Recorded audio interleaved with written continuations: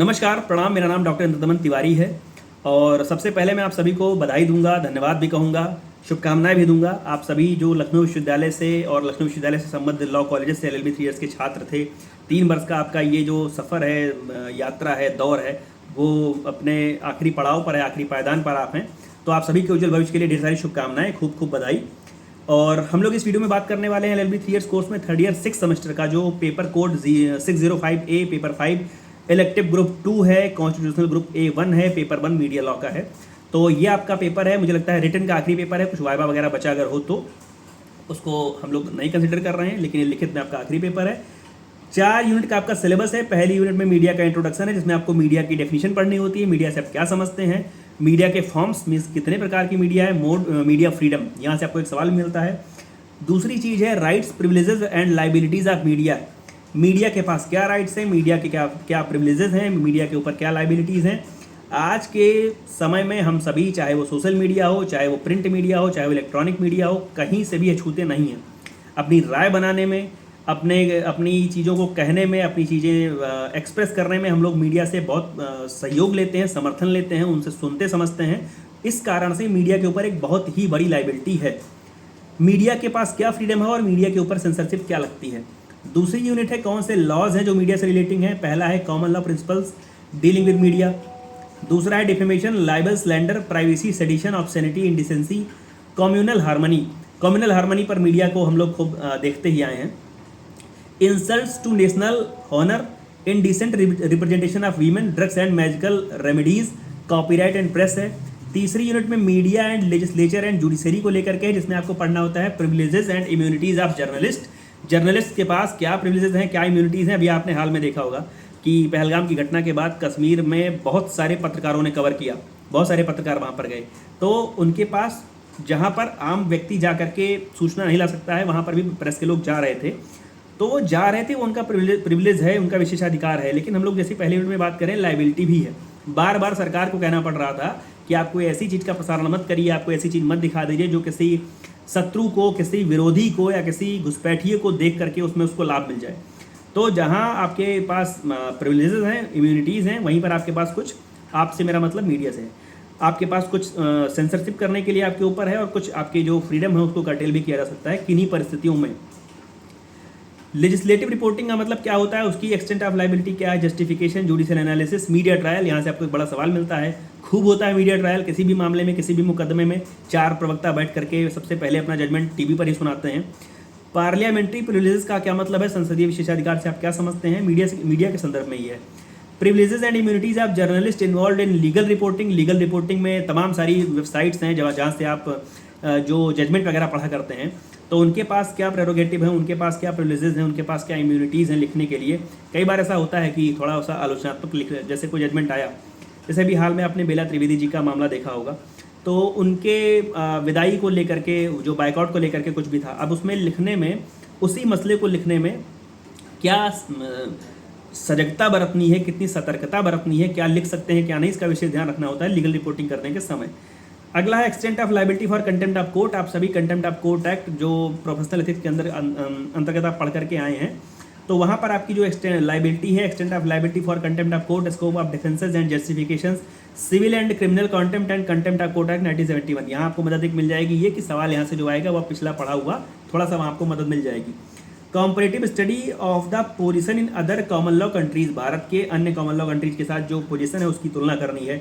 चौथी यूनिट में कई सारे एक्ट हैं जो आपको पढ़ने होते हैं। पहला press council of India act है, बड़ा सवाल आपको यहाँ से मिलता है। Advertisement standard council of India, ये जो दूसरा एक्ट है। तीसरा एक्ट है सिनेमेटोग्राफ एक्ट। चौथा है broadcast laws and regulatory issues, और पांचवा है मीडिया एथिक्स। जैसे आप प्रोफेशनल एथिक्स पढ़ करके आए हैं, वैसे यहाँ पर मीडिया एथिक्स है। सवालों की बात करें, जो सवाल आपको बड़े मिलते हैं, सबसे पहला सवाल आपको मीडिया फ्रीडम को लेकर के, मीडिया के सेंसरशिप को लेकर के। एक बार मैं कहूँगा कि आप भारतवर्ष का जो नंबर है मीडिया की फ्रीडम को लेकर के, जो सूचकांक आता है, चाहे उसको सूचकांक कहिए, चाहे सो कॉल्ड सूचकांक कहिए, कुछ भी कहिए, तो जो इंडेक्स आते रहते हैं उसको आप एक बार देख लीजिएगा कि भारतवर्ष की मीडिया को कौन सा नंबर, कौन सा स्थान मिला हुआ है। तो एक सवाल तो आप इस प्रकार का तैयार करके आइएगा कि मीडिया का मतलब क्या है, फॉर्म क्या है, मीडिया को क्या फ्रीडम मिलती है, और वो जो फ्रीडम मिलती हैं वो किस प्रकार से उनके राइट्स हैं, किस प्रकार के उनके प्रिविलेजेस हैं, किन कारणों से हैं, क्यों मिलनी चाहिए। क्यों ऐसी जगह पर जहाँ पर आम आदमी नहीं रह सकता, जहाँ पर वो एक लाइन लगी है do not cross, do not cross लिखा हुआ है, क्राइम सीन लिखा हुआ है, क्यों उसके अंदर मीडिया जा सकता है? क्यों उसके अंदर जाने दिया जा रहा है? किसी भी माइक वाले को, किसी भी कैमरे वाले को अंदर जाने क्यों देते हैं? तो फ्रीडम किस वजह से मिला है? तो वो फ्रीडम जो मिला है उसके लिए भी उनकी एक लाइबिलिटी तय की गई है, जिम्मेदारी तय की गई है, जवाबदेही तय की गई है कि बस हाँ, एक लाइन आपके लिए भी है, उस लाइन को क्रॉस मत करिए। ट्रायल मत करने लगिए कि यहाँ से फोटो खींच करके लेके गए, यहाँ से कुछ साक्ष्य लेकर के चले गए, वो काम पुलिस का है, उसको करने दीजिए। वहाँ पर आप कलेक्शन ऑफ एविडेंस के लिए मत जाइए, आप वहाँ पर अपनी न्यूज़ वगैरह का संकलन करिए, वहाँ की जो मौका वारदात पे जो चीज़ें हुई हैं आप जाकर के मैं टीवी पर बोलिए, लेकिन आप उसी बात को लेकर के वहाँ ट्रायल करने के लिए शाम को स्टूडियो में रात में 9 बजे मत बैठिए। तो एक तो आपको ये चीज़ देखनी है कि मीडिया का जो फ्रीडम वगैरह है, राइट्स प्रिविलेजेस हैं, उसको लेकर के मीडिया के ऊपर लगाई जाने वाली सेंसरशिप बोल लीजिए, किस प्रकार से वो सकारात्मक है, किस प्रकार से वो नकारात्मक है, उसको भी देख लीजिएगा।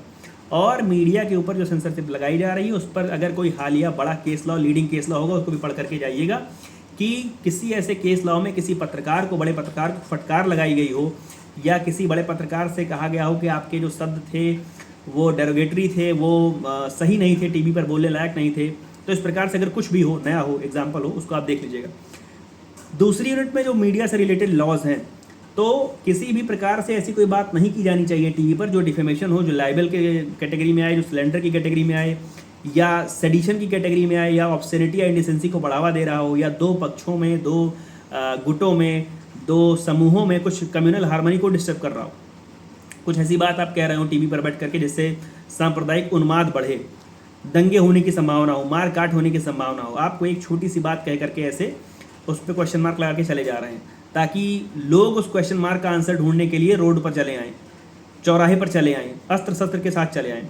तो ऐसा काम नहीं करना है। तो यहाँ पर वो देख लीजिएगा कि कौन से ऐसे लॉज हैं कॉमन लॉ के अंतर्गत जो मीडिया से रिलेटेड प्रिंसिपल्स को डील करते हैं, ताकि कुछ ऑब्ससेनिटी को बढ़ावा ना मिले, इंडिसेंसी को बढ़ावा ना मिले, किसी भी प्रकार के दो जो गुट हैं उसमें कुछ कम्युनल हार्मनी जो बनी हुई है, जो सामंजस्य, एकता, बंधुत्व तो बना हुआ है, तहजीब जो बनी हुई है, उस पर कुछ आँच ना आए, उसको देख लीजिएगा। यहाँ पर एक इंडिसेंट रिप्रेजेंटेशन ऑफ वीमेन वाली जो बात है, ड्रग्स और मैजिकल रेमेडीज़ की बात है, यहाँ पर बहुत सारे उदाहरण हैं। आप टीवी पर देखते होंगे तो कहते होंगे कि ये क्रीम लगाइए आप इतने दिन में गोरे हो जाएंगे, ये खाइए तो मोटापा कम हो जाएगा, ये खाइए तो ऐसा वैसा। या कभी कभी आप ऐसे भी उत्पादों के प्रचार देखते होंगे जिसमें महिलाओं के माध्यम से, महिलाओं के इनडिसेंट रिप्रेजेंटेशन के माध्यम से अपना प्रचार किया जा रहा है। कई सारे ऐसे प्रचार हैं, आप अखबार खोल करके देखिए, आप आंख उठा करके देखिए तो शहर में बहुत बड़ी बड़ी होर्डिंगों पर भी वो प्रचार है, अखबारों में भी है। ऐसा मैं नहीं कह रहा हूँ कि हर जगह पाया जा रहा है, कभी कभार ऐसा हो जा रहा है, खैर बाद में उतरता भी है वो। तो किसी भी प्रकार से महिलाओं का इनडिसेंट रिप्रेजेंटेशन नहीं किया जाएगा अपना उत्पाद बेचने के लिए। अपना उत्पाद बेचने के लिए महिलाओं को उत्पाद के तौर पर पेश नहीं करना है, कहने का मतलब ये है। तो यहाँ से इसको समझ लीजिएगा कि क्या मतलब होता है इंडिसेंट रिप्रेजेंटेशन ऑफ वीमेन का। और किसी भी दवाई का, पतंजलि के मामले में आप देख सकते हैं, कोरोना के समय खैर बहुत लोगों ने दावा किया था कि इतने दिन में ये, उतने दिन में वो, जादुई तमाम चीज़ें होती रहती हैं, लेकिन जो विशेष जो चला वो कोरोनिल पे और पतंजलि पर जो भी चीज़ें थी वो आप एक बार पढ़ेंगे तो आपकी चीज़ें स्पष्ट हो जाएंगी। उसके बाद हम तीसरी यूनिट पर आएँ तो वहाँ पर देख लीजिएगा कि जर्नलिस्ट के पास या रिपोर्टर्स के पास जो लेजिस्लेटिव रिपोर्टिंग कर रहे हैं, मतलब कहें कि विधायी रिपोर्टिंग कर रहे हैं, क्योंकि उनके पास एक प्रिविलेज है, वो संसद के अंदर कुछ जो कह रहे हैं, जो सदस्य हैं, या विधानसभा विधान परिषद के अंदर जो कुछ भी कह रहे हैं, उनके पास एक विशेषाधिकार है कि उसमें से वो जो चाहते हैं वही चीज़ आप बाहर लेकर के जाइए। वहाँ पर होने वाली बहस को, वहाँ पर होने वाले किसी तर्क को आप बाहर मिर्च मसाला डाल करके नहीं छाप सकते हैं, वो विशेषाधिकार उनके पास है। तो जिस समय आप लेजिस्लेटिव रिपोर्टिंग कर रहे हैं या जिस समय आप लीगल रिपोर्टिंग कर रहे हैं, उस समय आपको थोड़ी सजगता बरतनी है। तो वहाँ पर आपके पास क्या प्रिविलेजेस हैं, क्या विशेषाधिकार हैं और किन चीज़ों की उन्मुक्ति है, वही चीज़ हर व्यक्ति, आम व्यक्ति नहीं कर सकता। लेकिन आप एक पत्रकार होने के नाते, चूँकि पहली यूनिट में हम लोग उसकी लाइबिलिटी को पढ़ करके आ रहे हैं कि आप बहुत ही जिम्मेदार व्यक्ति हैं, समाज के जिम्मेदार आदमी हैं, महिला हैं, तो आपको लेजिस्लेटिव रिपोर्टिंग जब करनी है या लीगल रिपोर्टिंग करनी है तो आपके पास सर्टेन राइट्स हैं जिनको प्रिविलेजेस बोलना ज़्यादा बेहतर है, और कुछ इम्यूनिटीज़ भी हैं। तो आपको उनका तो एक्सरसाइज करना ही करना है, लेकिन अपने को भी थोड़ा सा ध्यान रखना है, अपने पर भी चेक बैलेंस लगा के, अंकुश लगा के रखना है। उसके बाद हम आगे बढ़ते हैं तो जो उनके किसी बात से जो कंटेम्प्ट ऑफ कोर्ट वगैरह वाली बात है उसको देख लीजिएगा। कंटेम्प्ट ऑफ कोर्ट एक्ट 1971 की कॉन्स्टिट्यूशनल वैलिडिटी आपने देखी है, तो उसकी चूँकि कॉन्स्टिट्यूशनल वैलिडिटी है तो किसी भी प्रकार की आपको कुछ ऐसी बात नहीं कहनी है जो कंटेम्प्ट ऑफ कोर्ट के दायरे में आ जाए। और यदि कंटेम्प्ट ऑफ कोर्ट के दायरे में आ रही है, इसका मतलब यह है कि आपने अपने प्रिविलेजेस को एंजॉय करते करते अपनी सीमा भूलने का काम कर दिया है, या अपनी इम्यूनिटी से आप थोड़ा आगे बढ़ गए हैं, वो आप गलत जगह पे, गलत जोन में चले गए हैं।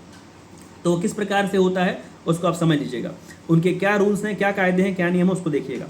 उसके बाद आ जाते हैं press council of India act पे। Press council of India act का मतलब क्या है, उसकी स्थापना, प्रेस काउंसिल ऑफ इंडिया की स्थापना क्यों हुई, क्या रूल्स हैं, क्या रेगुलेशंस हैं, क्या उसकी फाइंडिंग्स हैं, या कहें कि प्रेस काउंसिल ऑफ इंडिया बनाने का जो उद्देश्य था, उसमें जब आप एक्ट पढ़ते हैं press council of India act, तो उसमें एक बार उसकी प्रियम्बल पढ़िएगा तो आप पाएंगे कि प्रेस काउंसिल ऑफ इंडिया बनाने की ज़रूरत ही क्यों थी। क्या हमारे पत्रकारों को ये बार बार कहना बताना जरूरी पड़ता है कि आप ये करिए, वो ना करिए। अच्छा, बीच में एक चीज़ हम लोग मीडिया ट्रायल को थोड़ा सा छोड़ रहे हैं। मीडिया ट्रायल को बहुत कायदे से पढ़िएगा, एक निबंध के तौर पर पढ़िएगा। पहली चीज़ तो मीडिया ट्रायल क्या होता है आप उसको समझिए। दूसरी चीज़ ये है कि मीडिया ट्रायल का सकारात्मक मुझे तो नहीं लगता है, लेकिन आप सकारात्मक नकारात्मक दोनों पहलू को खूब रूबरू होकर आइएगा कि मीडिया ट्रायल का कुछ सकारात्मक अगर कुछ होता हो, क्योंकि किया तो जा रहा है, खुलेआम किया जा रहा है ट्रायल। तो अगर मीडिया ट्रायल किया जा रहा है तो उनके पर्सपेक्टिव से, पत्रकारों के पर्सपेक्टिव से, न्यूज एंकर्स के पर्सपेक्टिव से कुछ ना कुछ वो सकारात्मक कर रहे होंगे, कुछ ना कुछ देश के तरक्की में वो भी योगदान अपना दे रहे हैं, ऐसा वो मानते हैं। तो वो उसका निगेटिव असर क्या है, क्या मीडिया ट्रायल के वजह से लोग अपना एक नैरेटिव सेट कर लेते हैं कि हाँ भैया इस चैनल पर मैंने देखा था वो सही कह रहे हैं तो उस आदमी की गलती नहीं है या उस आदमी की गलती है। तो क्या एक फेक नैरेटिव सेट हो रहा है मीडिया ट्रायल से, इस प्रकार का किस्म निबंधात्मक किस्म का सवाल मिलने की आपको संभावना रहती है।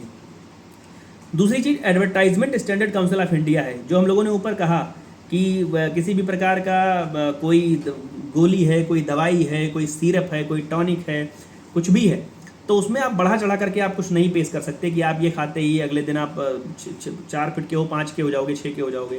तो जो एडवर्टाइजमेंट का जो स्टैंडर्ड है उसको निर्धारित करने के लिए जो व्यवस्था है, जो एक हमारे पास तंत्र है जिसको हम advertisement standard council of India कहते हैं, उसका काम क्या है, किस प्रकार से एडवर्टाइजमेंट पर वो नकेल कस के रखती है, उसको देख लीजिएगा। और जो मीडिया एथिक्स की बात है, मीडिया एथिक्स के दौरान जब हम लोग पढ़ रहे हैं तो ये देखेंगे, जैसे प्रोफेशनल एथिक्स हम लोगों ने पढ़ा था तो वहाँ पर हमने पढ़ा था कि एक जो लीगल प्रोफेशन को एंजॉय कर रहा है, एक जो लीगल प्रोफेशन से अपनी रोजी रोटी कमा रहा है व्यक्ति, उसकी कुछ प्रोफेशनल एथिक्स हैं, उसके पास कुछ वृत्तिक आचार हैं। उसी प्रकार से जो मीडिया मॉनिटरिंग मैकेनिज्म हम लोगों के पास है, तो मीडिया मॉनिटरिंग मैकेनिज्म के अंतर्गत किसी भी मीडिया पर्सनल के लिए कौन सी मीडिया एथिक्स हैं जो उसको ब्रॉडकास्ट लॉज और रेगुलेटरी इश्यूज़ के अंतर्गत रहने की बात कहती हैं कि आप इस रेगुलेटरी इश्यूज से, जो ब्रॉडकास्ट लॉज है उससे बंधे हुए हैं, तभी आप प्रिविलेजेस का, अपने इम्यूनिटी का लाभ ले पाएंगे। तो इस प्रकार से पढ़िएगा, प्रयास ये करिएगा कि जो एक्ट्स हैं उसकी थोड़ी सी शुरुआत की 2-4-6 लाइनें पढ़ लीजिएगा, उसके कुछ सेक्शंस पढ़ लीजिएगा। बाकी ढेर सारी शुभकामनाएं आप सभी को, और जल्दी आपसे मुलाकात होगी जब आप LLM में पहुंचेंगे, विश्वविद्यालय में प्रवेश लेंगे या कहीं भी प्रवेश लेंगे। तो मेरी शुभकामनाएं हमेशा की तरह आपके साथ में हैं, जुड़ करके रहेंगे, और अपने विश्वविद्यालय के जो LLM की चीज़ें हैं, PG की चीज़ें हैं, उसको लेकर के मैं जल्दी इसी प्रकार से कुछ सहयोग करने का प्रयास करूंगा। तब तक जुड़े रहिए मेरे साथ, और ढेर सारी शुभकामनाएं आप सभी को। धन्यवाद, प्रणाम।